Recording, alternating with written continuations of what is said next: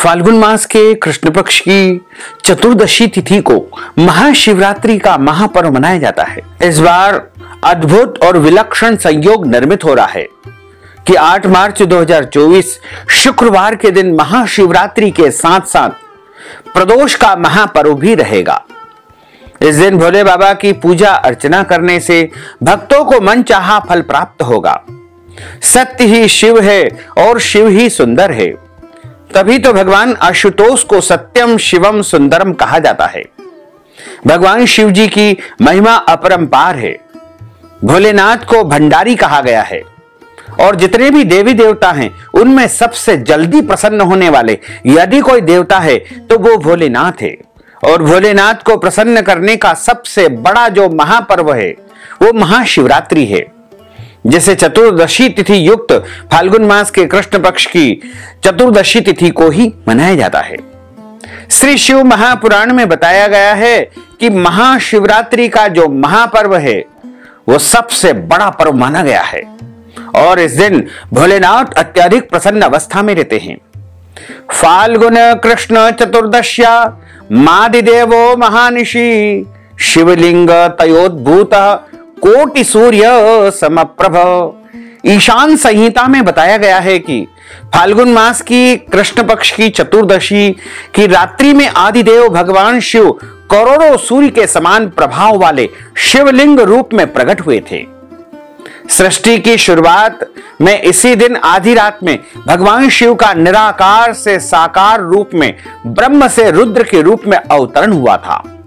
प्रलय की बेला में इसी दिन प्रदोष के समय भगवान शिव तांडव करते हुए ब्रह्मांड को तीसरे नेत्र की ज्वाला से भस्म कर देते हैं। इसलिए इसे महाशिवरात्रि या जलरात्रि के नाम से भी जाना जाता है। महाशिवरात्रि पर्व की विशेषता है कि सनातन धर्म के सभी भक्त इस त्योहार को बड़े धूमधाम से मनाते हैं। महाशिवरात्रि के दिन भक्त जप करते हैं, तप करते हैं, व्रत रखते हैं और इस दिन भगवान शिव के शिवलिंग स्वरूप का अभिषेक तथा दर्शन करते हैं। इस दिन पवित्र जल से भोलेनाथ का रुद्राभिषेक किया जाता है। शिव मंदिर शिवालय में बेलपत्र, धतूरा, दूध, दही, पंचामृत, शक्कर आदि से शिव जी का अभिषेक पूजन अर्चन किया जाता है।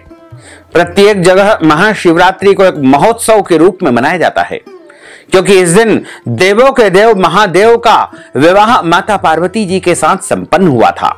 हमारे धर्म शास्त्रों में ऐसा बताया गया है कि महाशिवरात्रि का व्रत करने वाले साधक को मोक्ष की प्राप्ति होती है। संसार में रहते हुए मनुष्य का कल्याण करने वाला व्रत महाशिवरात्रि है। इस व्रत को रखने से साधक के सभी दुखों पीड़ाओं का अंत होता है, साथ ही मनोकामनाएं भी पूर्ण होती है। भगवान शिव की साधना से धन, धान्य, सुख, सौभाग्य और समृद्धि की प्राप्ति होती है और कभी भी किसी चीज की कमी नहीं आती है। भक्ति और भाव से स्वतः के लिए करना तो अत्यंत कल्याणकारी माना गया है। भगवान आशुतोष की आराधना सभी भक्तों को करनी चाहिए। मनसा वाचा कर्मणा हमें शिव की आराधना करनी चाहिए। भगवान भोलेनाथ नीलकंठ है, विश्वनाथ है, देवों के देव महादेव है।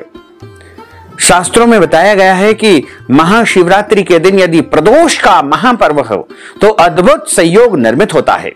शास्त्रों में प्रदोष काल यानी सूर्यास्त होने के बाद रात्रि होने के मध्य की अवधि, मतलब सूर्यास्त होने के बाद के 2 घंटे 24 मिनट की अवधि प्रदोष काल कहलाती है। इसी समय भगवान आशुतोष प्रसन्न मुद्रा में नृत्य करते हैं। इसी समय सर्वजन प्रिय भगवान शिव और माता पार्वती का विवाह संपन्न हुआ था। प्रदोष काल में शिव पूजा या शिवरात्रि में औघड़दानी भगवान शिव का जागरण करना चाहिए, जिससे मनुष्य के जीवन के सारे पाप कट जाते हैं। हमारे सनातन धर्म में 12 ज्योतिर्लिंगों का वर्णन कहा गया है। प्रदोष काल में महाशिवरात्रि तिथि में ही सभी ज्योतिर्लिंग का प्रादुर्भाव हुआ था। पंचांग के अनुसार वैसे तो प्रत्येक महीने के कृष्ण पक्ष की चतुर्दशी तिथि को मासिक शिवरात्रि मनाई जाती है, लेकिन फाल्गुन माह के कृष्ण पक्ष में जो चतुर्दशी आती है उसे महाशिवरात्रि के रूप में मनाया जाता है। महाशिवरात्रि वर्ष में एक बार आती है, लेकिन शिवरात्रि प्रत्येक महीने में आती है। इस साल महाशिवरात्रि का महापर्व 8 मार्च 2024 शुक्रवार के दिन है। फाल्गुन मास के कृष्ण पक्ष की चतुर्दशी तिथि को महाशिवरात्रि का महापर्व मनाया जाता है। इस दिन चंद्रमा मकर या कुंभ राशि में विराजित रहते हैं। महाशिवरात्रि का पावन त्योहार महादेव भोले शंकर को समर्पित है। इस दिन भक्त पूरे विधि विधान के साथ में शिव जी की पूजा करते हैं और उन्हें प्रसन्न कर उनका आशीर्वाद पाने की लालसा रखते हैं। महाशिवरात्रि 2024 बड़ा ही शुभ और अद्भुत संयोग के साथ में आ रहा है। शास्त्रों में कहा गया है कि महाशिवरात्रि की रात में देवी पार्वती और भगवान भोलेनाथ का विवाह हुआ था। चूंकि इस त्योहार का नाम महाशिवरात्रि है, तो भक्तजन इस दिन रात्रि जागरण करके रात भर शिव जी की पूजा आराधना करते हैं। 8 मार्च 2024 शुक्रवार के दिन चतुर्दशी तिथि का आरंभ 9:56 से हो जाएगा। क्योंकि रात्रि व्यापिनी चतुर्दशी 8 मार्च को है, इसलिए महाशिवरात्रि 8 मार्च को ही मनाई जाएगी और 9 मार्च 2024 की शाम को 6:18 पर ही चतुर्दशी तिथि समाप्त हो जाएगी। शिवरात्रि महाशिवरात्रि व्रत का पारणा 9 मार्च 2024 की सुबह 7:14 से लेकर के 9:14 तक कर लेना चाहिए। प्रथम पूजा का जो समय रहेगा, यानी पहले प्रहर की पूजा का समय 8 मार्च की शाम को 6 बजे से लेकर के 9 बजे तक का रहेगा। उसके बाद 8 मार्च की रात को 9 से 12 तक दूसरे प्रहर की पूजा आपको संपन्न करनी चाहिए और तीसरे प्रहर की पूजा 8 और 9 मार्च की रात को 12 बजे से लेकर के 3 बजे तक करना चाहिए और चौथे और अंतिम प्रहर की पूजा 9 मार्च की सुबह 3 बजे से लेकर के 6 बजे तक कर लेना चाहिए। महाशिवरात्रि के दिन भगवान शिव और देवी पार्वती की पूजा के साथ साथ व्रत रखा जाता है। इस व्रत में आप फल या फलाहारी वस्तु लेकर के व्रत धारण करें और पूरे दिन जिस प्रकार एकादशी का व्रत रखा जाता है, उन्हीं सभी नियमों का पालन करते हुए आपको महाशिवरात्रि का व्रत धारण करना चाहिए और अगले दिन सुबह ही सूर्योदय के बाद 2 घंटे की अवधि में व्रत का पारणा करना चाहिए। महाशिवरात्रि के व्रत में विशेष रूप से ध्यान रखें कि इस दिन आपको काले कपड़े नहीं पहनना है। मसूर की दाल, मांस, मदिरा या लहसुन प्याज से दूरी बना करके रखना चाहिए। घर में किसी भी प्रकार का कोई गलत काम, अनैतिक कर्म, पाप कर्म नहीं करना चाहिए। रात्रि जागरण का विशेष विधान इसमें बताया गया है। महाशिवरात्रि का व्रत रखने वाले व्यक्ति की जीवन की जो भी इच्छाएं होगी, मनोकामनाएं होगी, वो पूर्ण हो जाएगी तथा उसे किसी भी प्रकार का कोई नरक नहीं मिलेगा। सभी तरह के पाप नष्ट हो जाएंगे और आत्मा की शुद्धि हो जाएगी। इसके अलावा महाशिवरात्रि का व्रत रखने से व्यक्ति को, यदि कन्या है तो उसे मन चाहे वर की प्राप्ति होगी और यदि कोई मनुष्य यानी पुरुष यदि इस व्रत को रखेगा तो उसे मनवांछित वधु की या कन्या की प्राप्ति हो जाएगी। अविवाहित वर वधु को महाशिवरात्रि का व्रत अवश्य करना चाहिए, जिससे उनका शीघ्र विवाह संपन्न हो जाएगा। विवाह में यदि बाधाएं आ रही है तो महाशिवरात्रि का व्रत रखने से विवाह की सारी बाधाएं दूर हो जाती है और इस दिन शिवलिंग का विशेष पूजन अर्चन करें।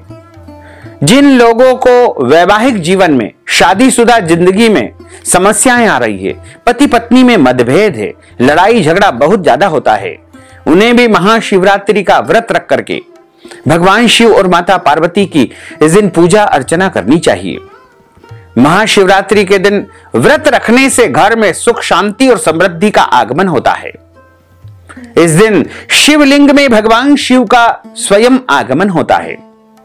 महाशिवरात्रि का जो व्रत रखता है उसको सुबह यानी 8 मार्च की सुबह सूर्योदय के पहले उठकर के स्नान कर लेना है, शुद्ध पवित्र वस्त्र धारण करना है तथा मानसिक रूप से भगवान भोलेनाथ का स्मरण करते हुए संकल्प धारण करें कि आज मैं निर्जला, निराहार या एक समय फलाहार करके या एक समय भोजन करके महाशिवरात्रि का व्रत धारण करूंगा।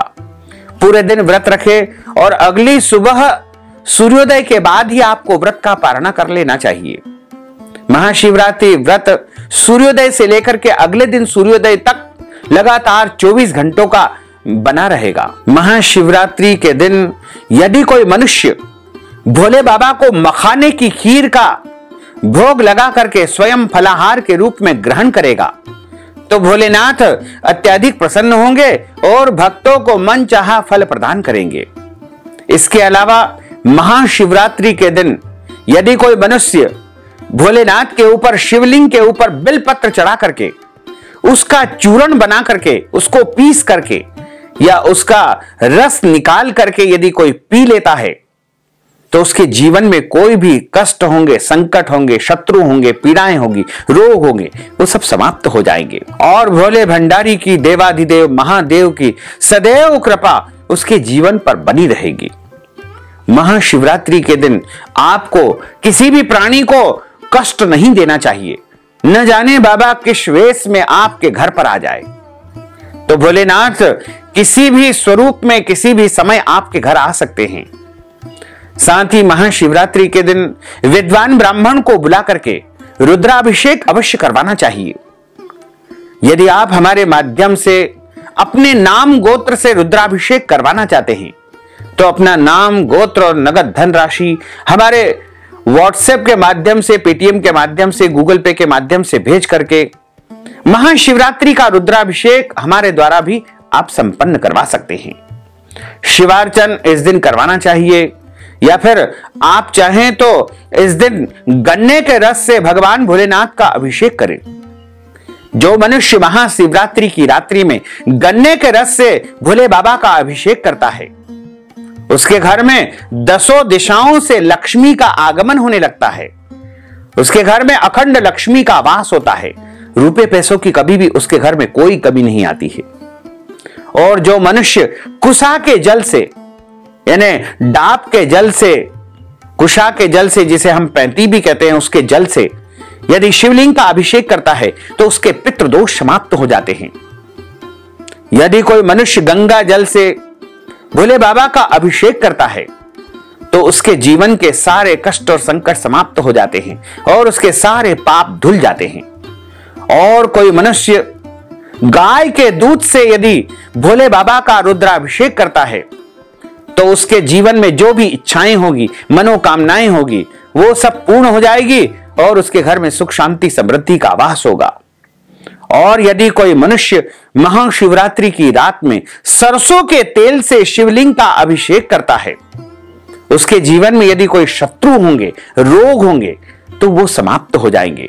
लेकिन ध्यान रखें, सरसों के तेल से अभिषेक करने के बाद आपको गाय के दूध से भी अभिषेक करना अनिवार्य होगा। यदि आप स्वयं अपने माध्यम से घर में पूजन अर्चन करना चाहते हैं तो शिवलिंग को एक पात्र में विराजित कर ले और 4 बार जल चढ़ाएं, फिर दूध से स्नान कराएं, फिर शुद्ध जल चढ़ाएं, फिर दही चढ़ाएं, फिर शुद्ध जल से स्नान कराएं, फिर घी से स्नान कराएं, फिर शुद्ध जल से स्नान कराएं।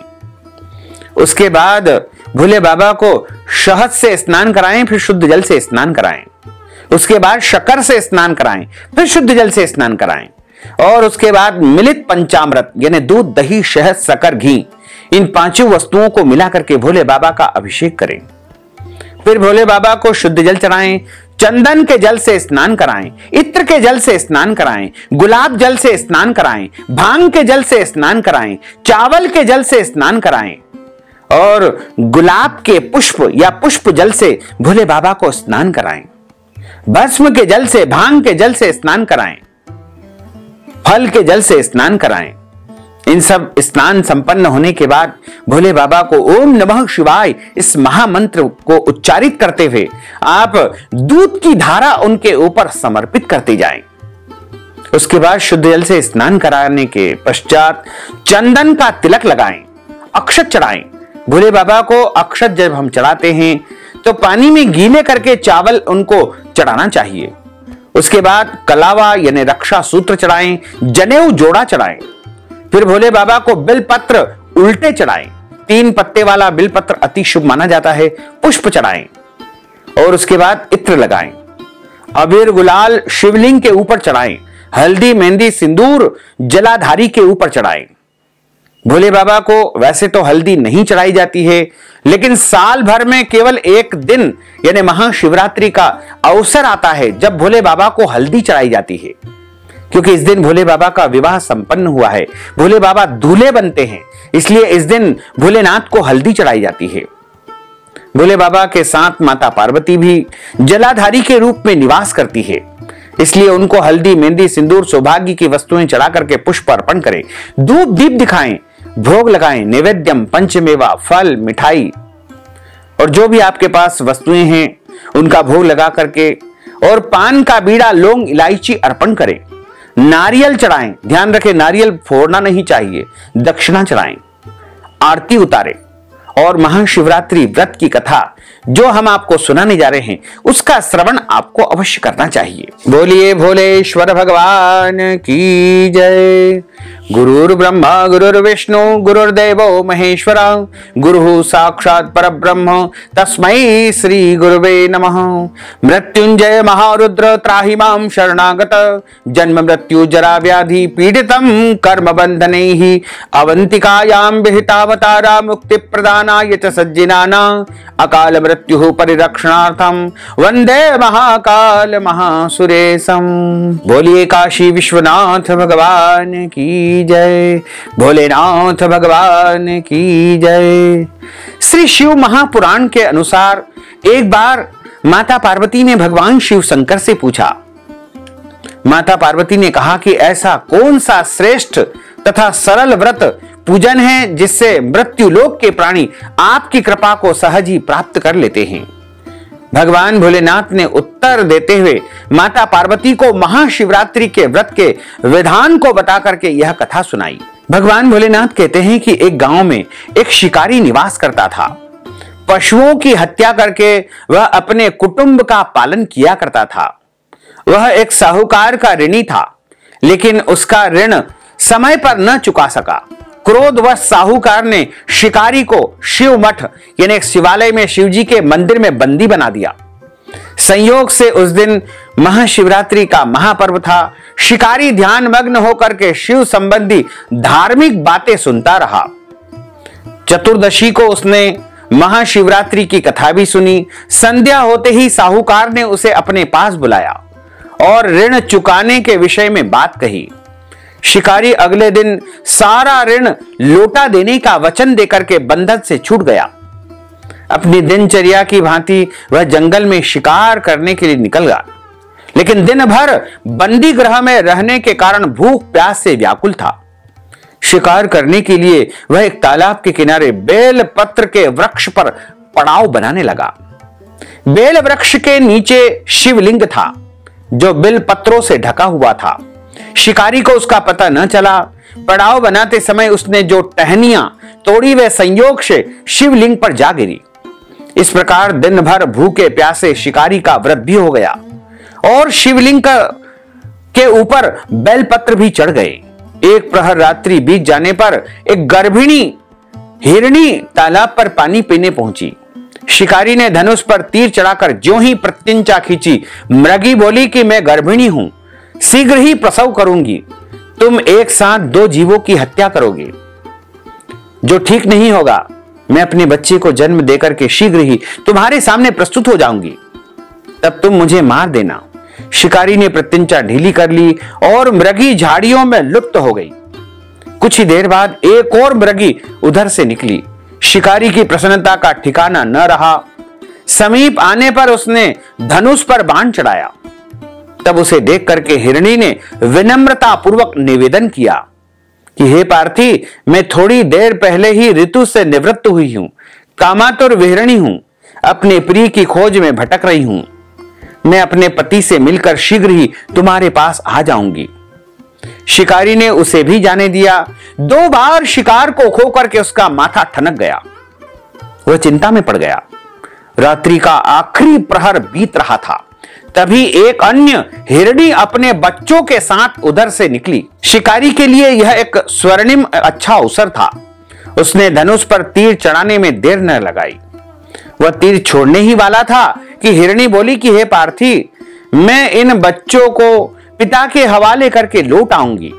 इस समय मुझे मत मार, शिकारी हंसा और बोला, सामने आए शिकार को छोड़ दूं? मैं ऐसा मूर्ख नहीं हूं। इससे पहले मैं 2 बार अपना शिकार खो चुका हूं। मेरे बच्चे भूख प्यास से तड़प रहे होंगे। उत्तर में हिरणी ने फिर कहा कि जैसे तुम्हें अपने बच्चों की ममता सता रही है, ठीक वैसे ही मुझे भी इन बच्चों की ममता सता रही है। इसलिए सिर्फ बच्चों के नाम पर मैं थोड़ी देर के लिए जीवन दान मांग रही हूं। हे पार्थी, मेरा विश्वास कर, मैं इन्हें इनके पिता के पास छोड़ करके तुरंत लौटने की प्रतिज्ञा आपके सामने करती हूं। उस हिरणी के दीन वचन को सुनकर के शिकारी को उस पर दया आ गई। उसने उस हिरणी को जाने दिया। शिकार के अभाव में बेल वृक्ष पर बैठा शिकारी बेल पत्र तोड़ तोड़ करके नीचे फेंकता जा रहा था। सुबह होने को आई, पो फटने को आई, एक हष्ट पुष्ट हिरण उसी रास्ते पर आया। शिकारी ने विचार कर लिया कि इसका शिकार वह अवश्य ही करेगा। शिकारी की तनी प्रत्यंचा को देख करके वह हिरण विनीत स्वर में बोला कि हे पार्थी भाई, यदि तुमने मुझसे पूर्व आने वाली 3 मृगियों तथा छोटे छोटे बच्चों को मार डाला है, तो मुझे भी मारने में विलंब न करो, ताकि उनके वियोग में मुझे एक क्षण भी दुख न सहन करना पड़े। मैं उन हिरणियों का पति हूं। यदि तुमने उन्हें जीवन दान दिया है, तो मुझे भी कुछ क्षण जीवन दान देने की कृपा करो। मैं उनसे मिलकर के तुम्हारे सामने उपस्थित हो जाऊंगा। हिरण की बात को सुनते ही शिकारी के सामने पूरी रात का घटना चक्र घूम गया। उसने सारी कथा हिरण को सुना दी। तब उस मृग ने कहा कि मेरी 3 पत्नियां जिस प्रकार प्रतिज्ञाबद्ध होकर के गई है, मेरी मृत्यु से अपने धर्म का पालन नहीं कर पाएगी। अतः जैसे तुमने उन्हें विश्वास पात्र मान करके छोड़ा है, वैसे ही मुझे भी जाने दो। मैं उन सबके साथ तुम्हारे सामने शीघ्र ही उपस्थित होता हूं।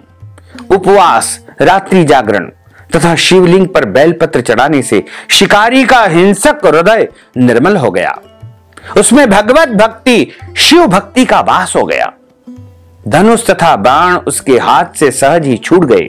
भगवान शिव की अनुकंपा से उसका हिंसक हृदय कारुणिक भावों से भर गया। वह अपने अतीत के कर्मों का पश्चाताप करने के लिए आतुर होने लगा। पश्चाताप की ज्वाला में जलने लगा। थोड़ी ही देर बाद वह हिरण अपने पूरे परिवार के साथ शिकारी के सामने उपस्थित हो गया, ताकि वह उनका शिकार कर सके। किंतु जंगली पशुओं की ऐसी सत्यता, सात्विकता एवं सामूहिक प्रेम भावना देख करके शिकारी को बड़ी ग्लानि हुई। उसके नेत्रों से आंसुओं की झड़ी लग गई। उस हिरण परिवार को न मारकर शिकारी ने अपने कठोर हृदय को जीव हिंसा से सदा के लिए हटा लिया।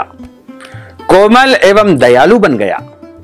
देवलोक से समस्त देव समाज भी इस घटना को देख रहा था।